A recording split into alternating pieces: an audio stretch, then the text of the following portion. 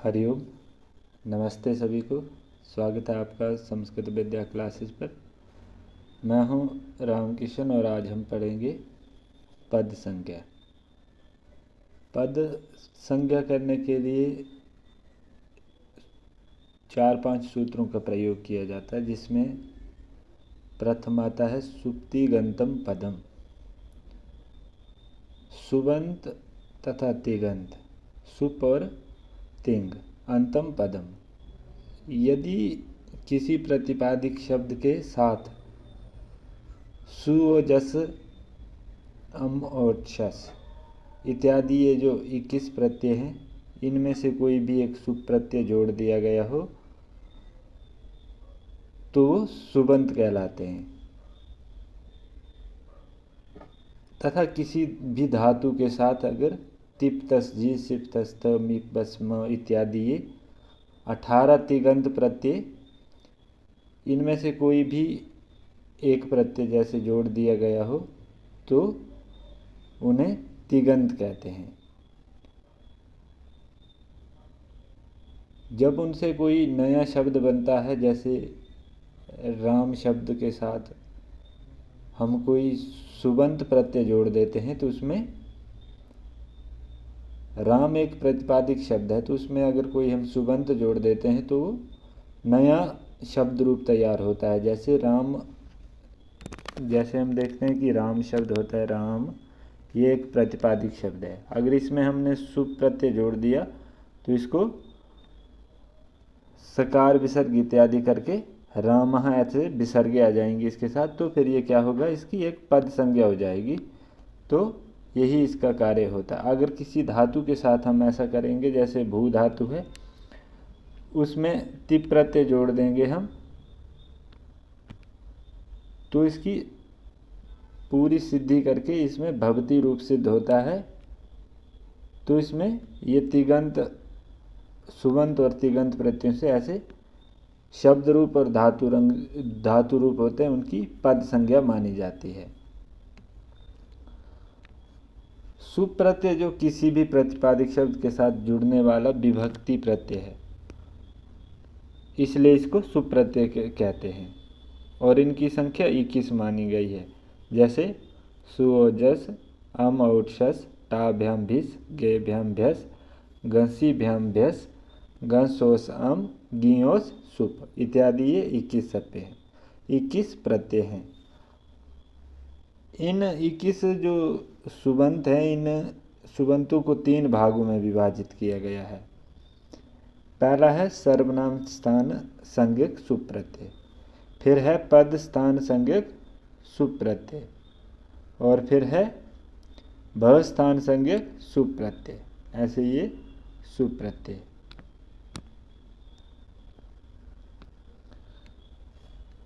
सर्वनाम स्थानक जो ये सुप प्रत्यय होते हैं, इसके लिए एक सूत्र आता है, सुड नपुंसकस्य, सुड अनपुंसकस्य।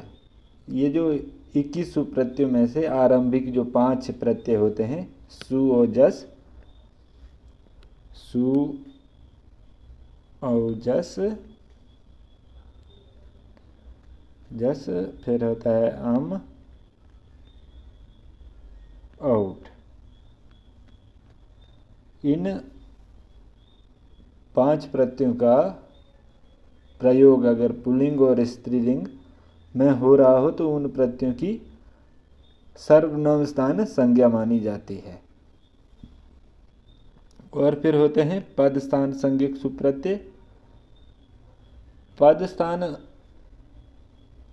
जो ये सुप प्रत्यय होते हैं, इनके लिए एक सूत्र आता है, स्वादिश सर्वनाम स्थाने, कि सुआदिशु असर्वनाम स्थाने, कि जो सर्वनाम स्थानक संज्ञा वाले 5 प्रत्यय जो बताए, कौन कौन से, सुओजस, अमोट, शस, इन प्रत्ययों को छोड़कर शेष कोई भी 16 प्रत्यय इत संज्ञा करने के बाद यदि कोई प्रत्यय किसी व्यंजन वर्ण से शुरू हो रहा हो तो उसकी पद स्थान संज्ञा होती है। जैसे तृतीय विभक्ति में आता है भ्याम, भ्याम, ऐसे तृतीय विभक्ति द्विवचन में भ्याम होता है। चतुर्थी द्विवचन में भी भ्याम आता है। तो इन सब प्रत्ययों की क्या होगी, पद स्थान संज्ञकीय सुप्रत्यय कहलाते हैं। फिर आते हैं भ संज्ञक सुप्रत्यय। भ संज्ञक सुप्रत्यय, इसके लिए एक सूत्र आता है यचि भम। सर्वनाम स्थान संज्ञा वाले 5 प्रत्ययों को छोड़कर 16 प्रत्ययों में इत संज्ञा करने के बाद यदि कोई प्रत्यय किसी स्वर वर्ण से प्रारंभ हो तो उसकी भ स्थान संज्ञा मानी जाती है। जैसे द्वितीय विभक्ति में शस प्रत्यय आता है तो शस, तो शस का बचता है अस। और फिर तृतीय विभक्ति में आता है, तृतीय में टा का बचेगा आ, तो इनकी क्या होगी, भ संज्ञा मानी जाती है।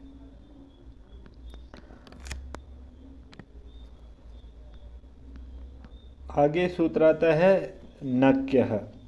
ये भी पद संज्ञा करता है।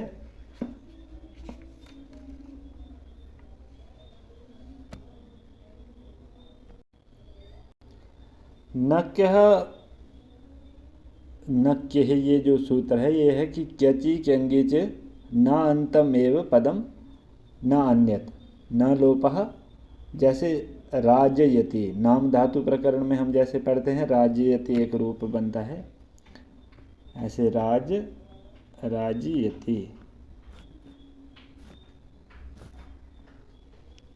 तो ये कह रहे हैं कि क्यच और क्यंग प्रत्यय परे रहने पर नांत ही पद होता है, अन्य कोई भी पद संज्ञा नहीं होगा, केवल नांत होगा। जो राजन आत्मानम इच्छति, राजा को अपना चाहता है, ऐसा। राजन शब्द में अम सुबंध से इच्छार्थ में सुपात्मनः क्यच सूत्र से क्यच प्रत्यय हुआ, और सनाद्यंत धातु संज्ञा होने से सुपो धातु प्रतिपादक से इस सूत्र से अम का लोप हुआ। तब राजन इस स्थिति में तब ये सूत्र लगेगा नक्य है, नक्य। इस नियम से राजन की पद संज्ञा होने से फिर न लोपः प्रतीकांतस्य से न नकार का प्रतिपादक का अव्यय और पदांत होने के कारण लोप हुआ, और फिर क्यचि से आकार को इकार होकर राजी बना, और क्यच धातु से लट में तिप शवादि होकर उक्त ये जो रूप है राज्यति ऐसे सिद्ध होता है। तो इसका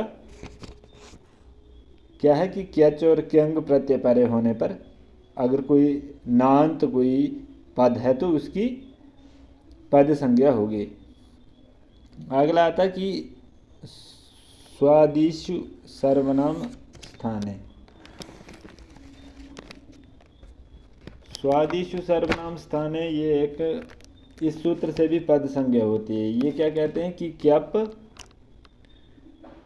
जो सर्वनाम स्थानक संज्ञा प्रत्ययों को, जो सुओजस अम और शस टा, सुओजस अम और ओट, इन 5 प्रत्ययों को छोड़कर कप पर्यंत जो प्रत्यय के परे रहने पर इन बाकी जो प्रत्यय जो पर में रहते हैं उनकी क्या होगी, पद संज्ञा हो जाती है। कि सुप से लेकर कप पर्यंत, ऐसा कहने से चतुर्थ और पंचम अध्याय के सारे प्रत्यय जो उसमें संग्रहित हो जाते हैं। जैसे हम पढ़ते हैं विश्वप्पा एक शब्द रूप है, उसमें अस यहाँ शस सर्वनाम स्थान से भिन्न और कप प्रत्यय पर्यंत प्रत्ययों में है, इसलिए इसमें पूर्व विश्वप्पा की भी पद संज्ञा होती है। और पद संज्ञा करने के लिए एक और सूत्र आता है क्षितिज, इससे भी पद संज्ञा होती है।